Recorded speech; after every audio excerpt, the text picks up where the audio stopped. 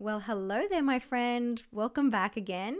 I want to start by saying thank you for taking the time to listen to episode 1, and thank you so much for coming back and listening to episode 2.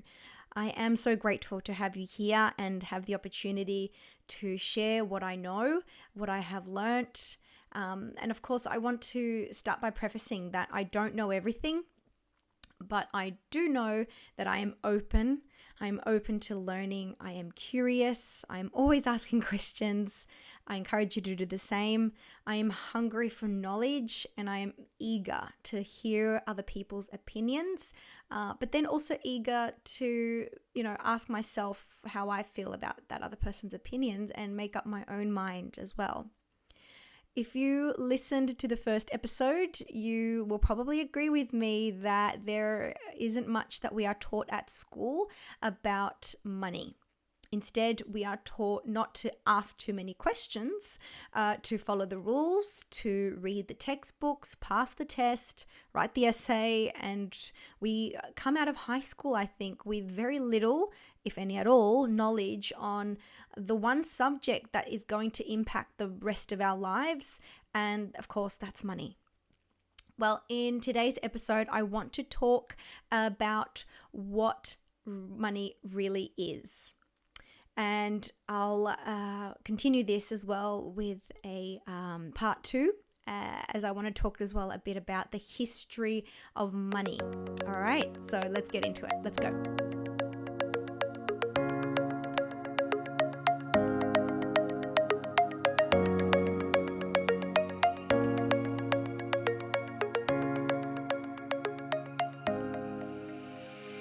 You're listening to the Happy Tribe podcast, an audible experience to inspire, inform, and educate you on how to build and manage your money mindset. I am your host, Anna Pereira, and I am passionate about increasing my own financial intelligence and developing a positive money mindset.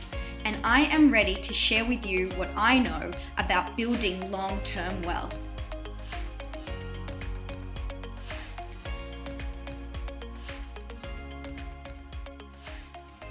Okay, so I want to just jump right in as there is a lot to cover and a lot to digest.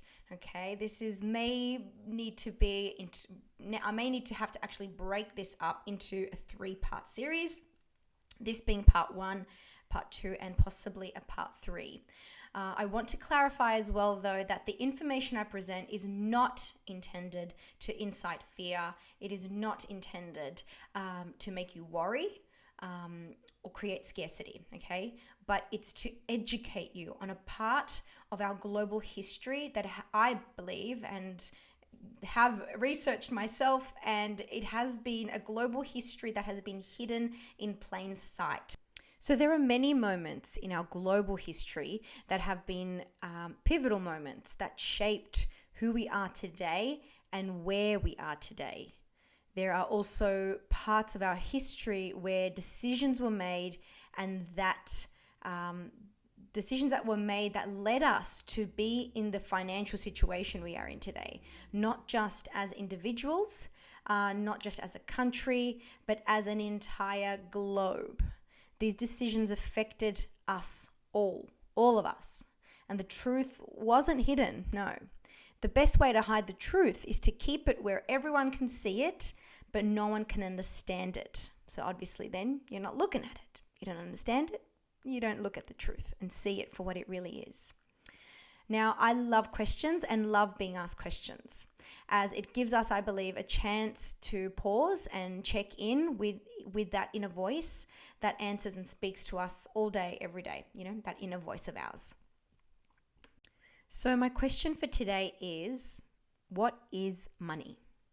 When I say the word money, what comes to your mind? What pictures does your mind create? I'll give you a few seconds to think about that. Now, I'm going to go ahead and guess that when I say the word money, you think or see in your mind $100 notes, large piles of dollar bills, maybe even an image of you making it rain, right? By throwing large sums up in the air and making it rain. Now, what if I told you, though, that one of the reasons we are in the financial mess we are in globally is because people don't actually understand the difference between currency and money? Yes, there is a difference between both. One was made up by mankind, and the other has been on this planet for longer than any human and will remain here long after we are all gone. So let me clarify both with their definition. Currency, dollar, pounds, euros, yen, pesos, right, for my Latinos. It's all called fiat currency. The real name is fiat currency, fiat money. The definitions you will find online is that currency is a medium of exchange. It's portable, durable, you can divide it. It's a unit of account, which just means that there are numbers on the banknotes. But if you look up fiat money on Wikipedia, the definition says fiat money is a currency without intrinsic value that has been established as money, often by government regulation.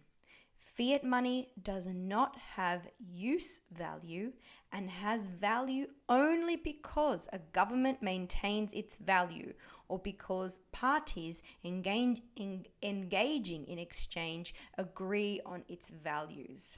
The parties being, of course, us, the people. So basically put, the only reason we view currency as money is because we have been taught to believe that currency is money.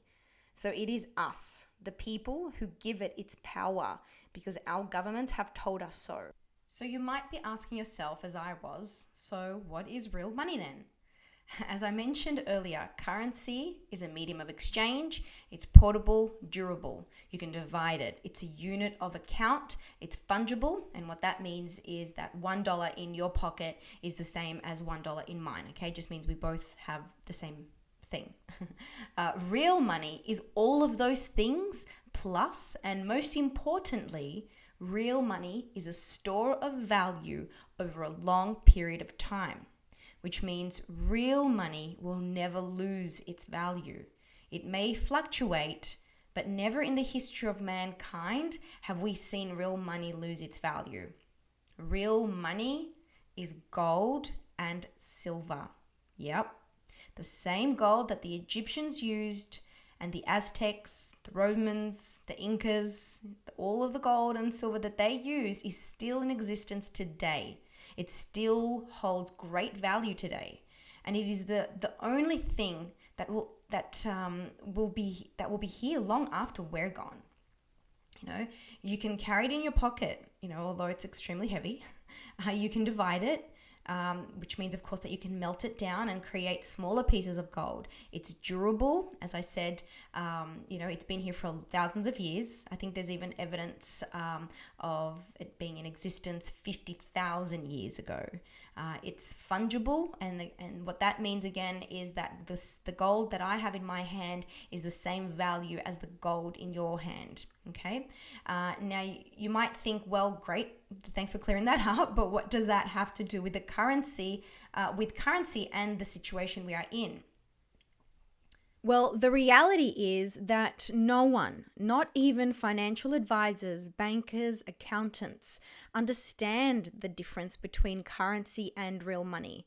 Currency is just paper, or in Australia's case, it's plastic paper. It's just large sheets of plastic paper that are printed on a machine called a printing press. It gets a special Australian symbol on it, it gets some fancy numbers, and it's declared money by our government. Or, of course, it's digits on a screen put there by a person that has been typing them in. Governments know this all too well, and they continue to print and print and print and print, and that's exactly what they're going to continue to do. And I believe that in the current situation we are in, that is what the greater problem really is. Our global monetary system is based on a lie that we have been fed and made to believe in. Every single fiat currency in the history of mankind has always failed. and the fiat currencies of the world are crumbling around us like kinetic sand. Now, please understand that I do not say this to make you fearful. Knowing and understanding the truth of what is going on means that you can be prepared and be protected. The elites of the world have gotten away with running the corrupt system that they have like this for so long, and they are not going to want to give up their power easily without spinning around and feeding us some new lies or to pacify the masses. Your job here is to just be aware, to be awake and conscious of what is happening and what it really means. Now, if you've been listening this long, I'm sure you will have a ton of questions. Same way as when I came into all of this, I had a ton of questions and I just kept digging and digging and digging until I found more answers, and I kept verifying those answers with historical facts. The best way I can do that is by explaining the history of our monetary system. How we went from exchanging in gold and silver to the currency that we are using today, and why removing the dollar off the gold standard has given countries the green light to just print themselves out of this hole that they've created. So if you'd like to know more, please join me in part 2 so you can start to understand what is really going on and why the past world events has led us to where we are today. It's a bit of a mind trip, and you don't want to miss it. If you are enjoying these episodes so far on what money really is, please do share the episode with your friends and family. I believe that the more people understand what is really going on, the more we rise our collective consciousness, the greater the chances of us not falling victim to the next system that comes into play, and that wants to obviously keep us middle class and lower class. We can rise from this. I really, really believe that. Humanity has been through so much. You know, if we look at our history and all of the events of the world that we have gone through, we have all survived them. We're still here. You know, there are 2 ways, I believe, to looking at fear. You know, you can fear everything and run, or you can face everything and rise. I choose to rise, my friends. I choose to face everything that is happening in our world right now, and I choose to look beyond it, to analyze it, and to go, right, how can I rise from this? And that is how we move forward. That's what I believe. Thank you so much for listening. Until next episode, ciao for now.